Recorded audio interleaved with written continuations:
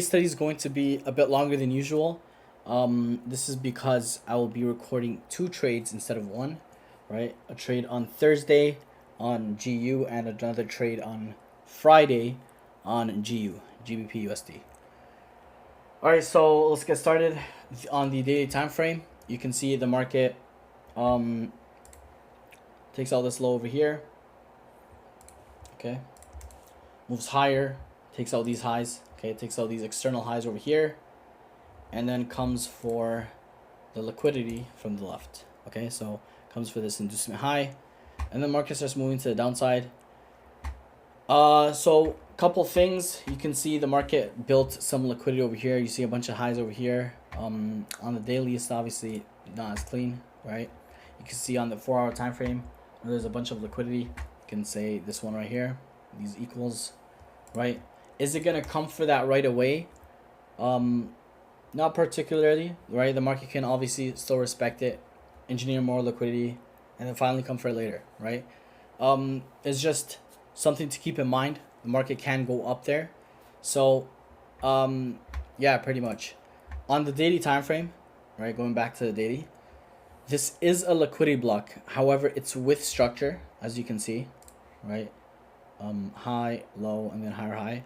It's with structure, so ideally I wouldn't be looking for buys right away, and obviously I wouldn't be looking for sells either, because the market can respect this, take out some high, and then go lower. So for that reason, I would look for what the market does in this area. If there's liquidity left to the upside, right, at the highs, then, and let's say the market engineers more liquidity, just basically engineers liquidity to the upside while coming lower, then personally I would look for some sort of entry model towards that liquidity. Okay. Okay, so you kind of have to see what the lower time frame does in this scenario. So yeah, on the 4-hour time frame, you can see, right, liquidity here. This high was actually swept, which fueled the market to go lower, trapping buyers. The market comes for this liquidity from the left, right?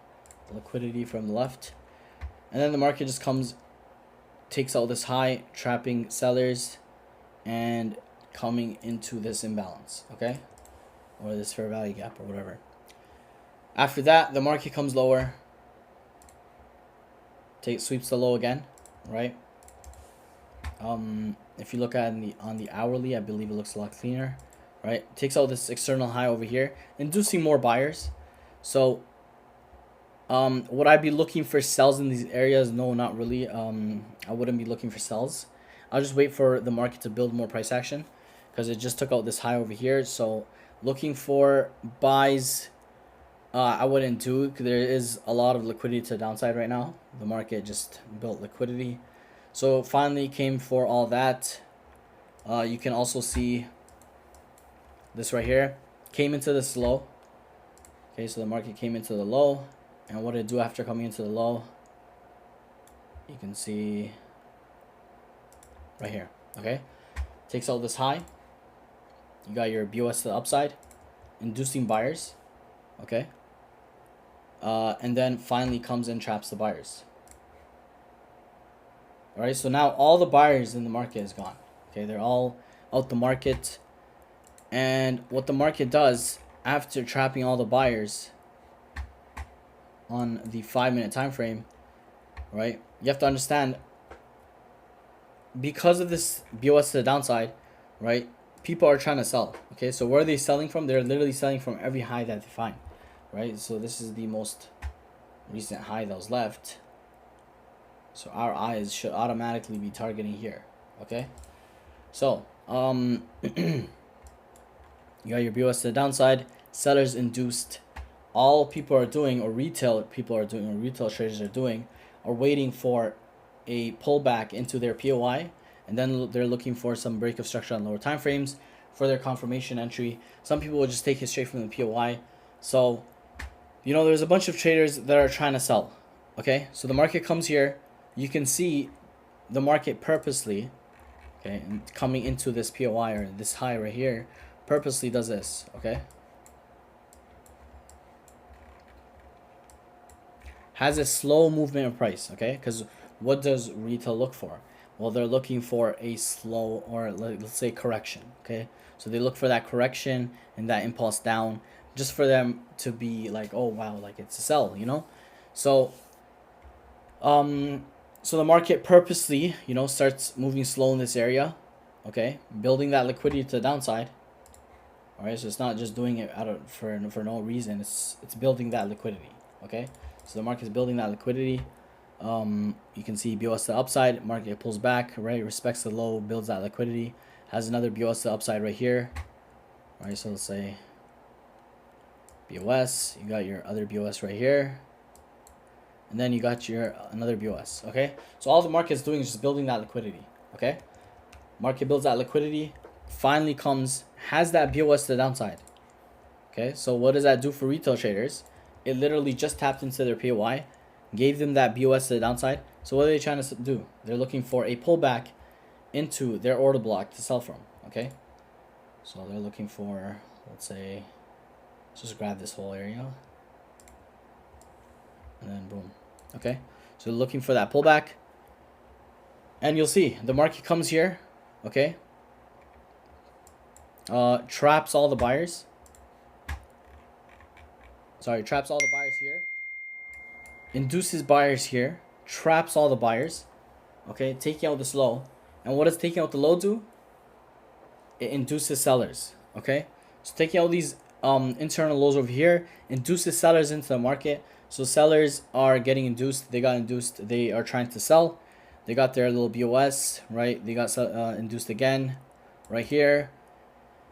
And pretty much, for us, obviously, we see this as engineered liquidity, right? The market's engineering liquidity to the upside, and this is where we're trying to long, right? We're trying to long towards that liquidity, okay? All these highs, very juicy target, right? The market comes lower, traps the buyers. In terms of entries, like I've mentioned before, Marco has mentioned this before as well. You can take the trade as soon as buyers are trapped, which is this lower here. However, it doesn't really give you the best of RR, right? As you can see, just to this high right here, it gives you barely a 1 to 2, right? So I wouldn't be taking it straight from this over here, only because the RR doesn't make sense, right? So what I did was I waited for the market to come into this imbalance right here, and that's where I entered the trade. Now I believe Marco waited a bit lower, which is completely fine, right? If you want to, you can wait for it to come lower, or you could just take it from the imbalance. I was more than happy to take it straight from the imbalance, as to the high right here gave me more than a 1 to 3, okay? Gave me a 1 to 3.75. So yeah.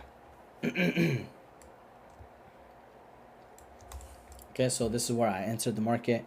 Yes, it did induce lower, came all the way to the low, right?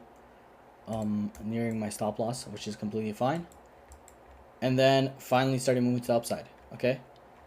And it does all this on purpose, all right?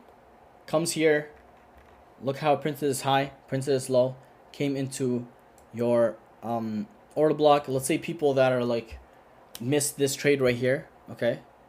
Or just weren't too sure or whatever. They got their BOS to the downside again, okay? All that does is trap buyers, induce sellers into the market. Okay. All this does is just induce sellers into the market and then move higher. Unfortunately, there was, I mean, if you take it straight from here, the RR doesn't make sense. It doesn't give you like a 1 to 2, I think.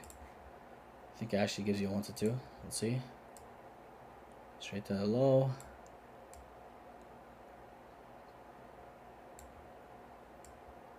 Yeah, this gives you like barely a 1 to 2. So I wouldn't be taking that trade. I would just be, yeah, what I would look for some type of entry model. Unfortunately, on the 1 minute time frame, I'm pretty sure it does not give you an entry model. Yeah. So all it does, just come sweep the low, print this high, induce lower, and then just flew straight to highs. Right. So in terms of entry model, it wasn't there. I wouldn't like to enter here as my stop loss would be too big. So this was a clean move right here. This was the only entry for that day. And to be honest, these are the trades that I add more volume on, right? And yeah, and just take it straight to the highs. Obviously, you can take some partials here if you want to. Good partial area to take. Some partials as it just swept this liquidity. However, I'll be targeting these highs, okay? Because structurally speaking, this is the low, this is the lower high, and then you got your lower low, right? So I'll be targeting the structural high right here. And yeah, pretty much gives you a nice 1 to almost 6, okay? It gives you a nice 1 to 6 almost. And then pretty much this was the trade on Thursday, okay? Quick, easy trade, right? All it does, induce buyers, traps the buyers, come here, engineers liquidity to the upside, induces sellers, traps the buyers here, and then finally has the move to the upside, right? Grabbing all that liquidity. And yeah, pretty much. Okay, so Friday was quite clean too. The market comes, takes out these lows, right? Inducing sellers into the market. Okay, so the market engineers, the market first builds that liquidity, grabs all the liquidity, taking on this lows, inducing sellers into the market. So where are sellers induced? They're induced at the highs.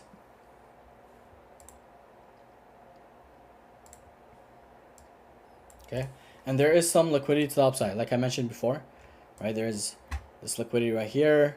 You know, is it gonna come for that right away? Not particularly. You can't guarantee it. However, you can see this on the 5-minute time frame. Right, so all the market was doing was taking out the low. Look at that, BOS to the downside, respects the high, right? So liquidity sitting above, takes out the low, respects the high, building that liquidity, takes out the low, respects the high again. So all it's doing is just building liquidity. And where did the market react from, right? The market reacted from this area, okay? And there's liquidity sitting above. So if there's liquidity sitting above, that's something we can target, or at least have an idea where the market's gonna go. So market traps the buyers, inducing sellers, okay? Market induces those sellers. And then we look for our buy entry, okay? So if you go on the 1-minute time frame, what you can see,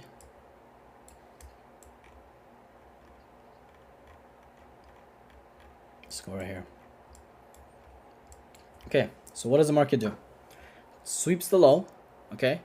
Now, obviously, I like to see an entry model. I like to see buyers get induced internally, which it doesn't do. All it does is just print this high and then come lower, okay? Now, it does build liquidity to the upside, but that doesn't necessarily mean that I'm going to start longing from this area right here or this imbalance right here, right? Thinking this is my liquidity block, because the market can obviously induce lower, okay? So the market induces lower and then finally comes to the upside. But look at this, okay? The difference between this area right here, the market just prints this high and just pulls back, right? Obviously, it does print these highs over here, but it doesn't break above this. It doesn't really induce buyers. So market comes, sweeps the low, and then finally starts inducing buyers into market. How does it do that? Well, look at it this way, right? You got your BOS, you got your BOS, you got your BOS right here, got your BOS right here. Now, the market did sweep this high from the left, but after sweeping the high from the left, what did it do? It didn't just pull back all the way, right? The market induced higher again. Okay, so look at that. BOS to the upside. BOS to the upside. So all the market was doing was just building that liquidity, okay? Inducing buyers the entire time. So comes for all this liquidity that was left, right? You can say you got your little, you got your little trap right here.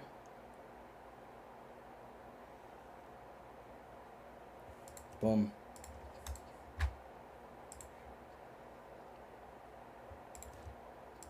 Okay. Inducing buyers. after taking out the highs, and then finally trapping the buyers and coming for that resting liquidity. Okay, so market comes for all that resting liquidity and then finally moves to the upside. Now, this is a little cheeky. I just wouldn't be able to take something like this though, as the market can obviously come for this low as well.